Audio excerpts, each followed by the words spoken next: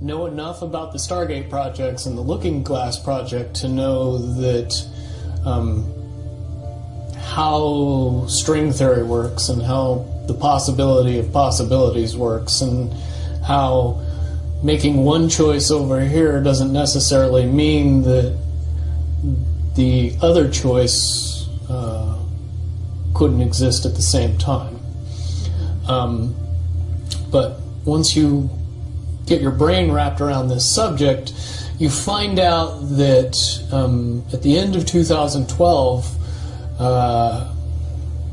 in an easy way to put it, the choices that we make become less and less consequential to the future. And eventually we're pushed into this bottleneck of time, no matter which choice we make. And that's important to the people that had access to Looking Glass because they would use Looking Glass knowing the choices that they would make and the future would pop up. The big mistake was coming up with the possibility of future. And when we started using a computer to say, well, if we make this choice, it's 79% possible that this scenario happens, and 23% are possible, or whatever, you know, I'm using round numbers, that this scenario would happen. The understanding at the time was that was realistic. However, if you go down the road further and free will continues to exercise itself on this game, that 79% possibility sometimes changes very, very fast. But if you look at the situation in a point of time, it seems very realistic that that's the greatest possibility. What happened was people, very smart people, began to figure out that something big was coming up. Something that made it so all the possibilities of all the future scenarios of any choice, any possibility that was fed in and observed through the Looking Glass inherently ended up in the same future. And no decision, no possibility changed past a certain point. That's the big secret. Okay, so is that certain 2012 in your understanding? It well coincides with December 21st, 2012. So at that point, all possibilities lead to the same timelines. All possible timelines lead to the same basic set of history in the future. And what is that history to you? Did you know that, or did you find that out? That is the big question. That is the big secret. That is what sends everybody that has all of the information, that knows everything, into a blind panic. The people that know everything about Looking Glass, that have gotten all the reports and all the information, the elites of the world, probably figured out that that was the end of the game, and nothing could be manipulated beyond that point. So do you think that's held true? In other words, well, I have about 60 questions, but do you think that's true, or holding true, that nothing could be manipulated, that they haven't found a way to manipulate, that that's still the case? I mean, this is knowledge that you would have gained back when? Back when I was in the military, it would have been before '97 when I got in trouble. And it was things that one of my particular areas that I was amazingly intuitive about is problem solving / mission planning, or more specifically, taking a bad mission and fixing it, getting So- everybody through and out of it. Troubleshooting an optimum future. Exactly. Certainly, knowing how string theory and possible futures works makes it so you can work your mind very quickly to see the reality of what's happening and decide what decisions need to be made to change it for a particular outcome. Okay, but at a certain point you said that even the powers that be, so to speak, realized that having even abilities such as yourself, you're talking about, which they, in theory, had even using a computer or a looking glass. Right, they had to use a computer to do it. Right. So, in essence, but at a certain point, it's still an end game. It's still, they cannot go beyond a certain point. At a certain point, after they're done hearing the computer tell them, this is what's going to happen, over and over and over and over again, all they become focused on is, how do we fix it? Why? What is this that's going to happen? The You know that? inevitable contraction of the timelines. But what does that mean for this reality? Do you know that? I don't know that. What I do know is that I was called in and asked to solve this problem, this timeline contraction problem. And I eventually did my due diligence and did all the investigating and basically only had one piece of information, and that was reinforcement. The computer's right. The timelines will contract down to some inevitable thing that you guys won't tell me about, so I can't help you. But it's, what you're basically, you came back with was, it is inevitable. Whatever There's it is. there is an inevitable event. It's been forecast, it's been predicted, it's been fed to us in a slop trough of what they want us to believe will happen. But they don't. However, know. they don't actually have control over what happens. They only have control over the reaction, and it seems that no matter what they try to do to cause their desired reaction, it's going to have an opposite effect.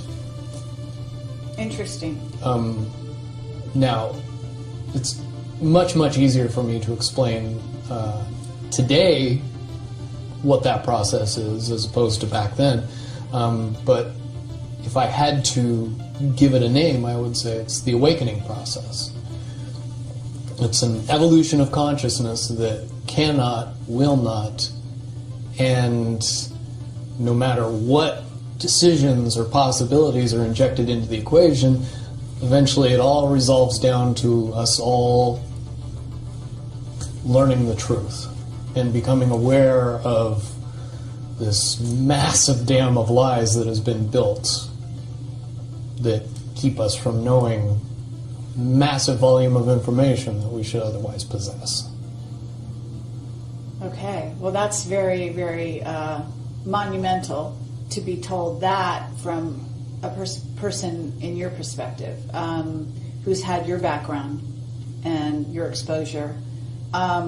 Is it your understanding that the notion that Looking Glass has been, that there are various looking glasses around the globe supposedly, that according to Dan Burish were shut down. Is it your understanding they're actually not shut down? I believe that they're shut down because they are all saying the same thing, and So it's like they're completely useless at this redundant, point. is what you're saying. Right. It's like the Wicked Witch, looking into the, magic mirror and always getting the same answer. Well, if you were always getting the exact opposite of the answer that you wanted, you'd stop talking to the mirror. And that's essentially what happened with Looking Glass, is not only did they not want people to use it anymore because they knew it was just going to burp out the same thing, but at the same time they didn't want anybody else to know what it was saying, I'm sure. because they would lose control. Because that information was of a monumental concern when I was in the military about how to prevent this inevitability. Now, at first, I thought it was end of the world. Now I see end of the world as end of their world.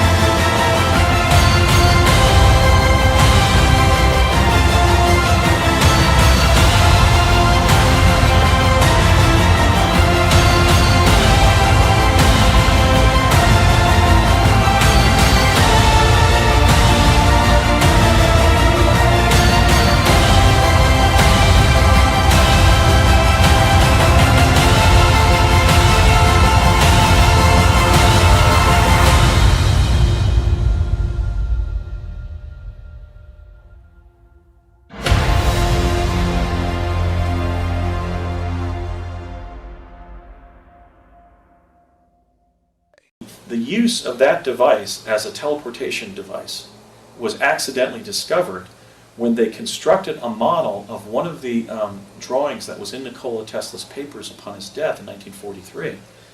And it just said Tesla energetic array, or energetic array in his original documents. And they didn't know at first that it was a teleportation device, a teleporter.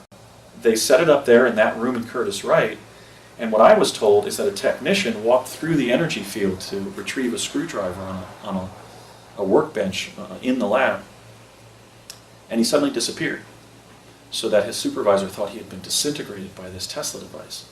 6 weeks or 6 months later, he shows up at the door of the facility, of that very lab, and his supervisor collapses, literally collapses, believing that he's come back from the dead, or grateful that he didn't die in the development of this Tesla device, the construction of this Tesla device. And then he told the tale of how he fell through a tunnel, apparently in the time-space continuum, and popped out in Africa, where he was virtually deified by the local tribe that he had teleported to, until he explained that, no, I'm just an ordinary human being. He tried to communicate to them that in a way in which they would take him to the national government, he would be able to get home, and he did. And it was either 6 weeks or 6 months. I think it was 6 weeks. But that's in fact the story we were told in our training. So they realized that this Tesla device, in Tesla's original papers, that had actually been seized by the War Department, kept in the National Archives under the Alien Property Act in '44, and then forwarded to Los Alamos when the Manhattan Project physicists began gathering there to build the atomic bomb. They thought, well, let's send Tesla's paperwork to the physicists in the world who can make the most sense of them. So ultimately they were sent to Los Alamos when the Los Alamos Scientific Laboratory was being started to build the atomic bomb, and that's where they remain to this day. Project Pegasus, quote unquote, owed its greatest debt of gratitude to Nikola Tesla. We did use some reverse engineering from downed extraterrestrial craft. We were given some technology by the ET groups that we were in liaison with during these years, but there's no question that time travel is the accomplishment of our species in this planetary context. It wasn't all reverse engineering. In the front of the room were two gray parenthesis-shaped objects that look sort of just like if you put your fingers up like this, sort of like, closing parentheses. They were built into their bases, kind of like high-end stereo speakers, and they were about 8 feet high and about 10 feet apart on the floor of the lab there. And on the left boom, there was a technician sitting at a video console with a keyboard. And on the right side, the boom was plugged into a power outlet on the wall that was about the size of the power you would need to power a small-sized industrial piece of equipment, like an industrial lathe or drill press.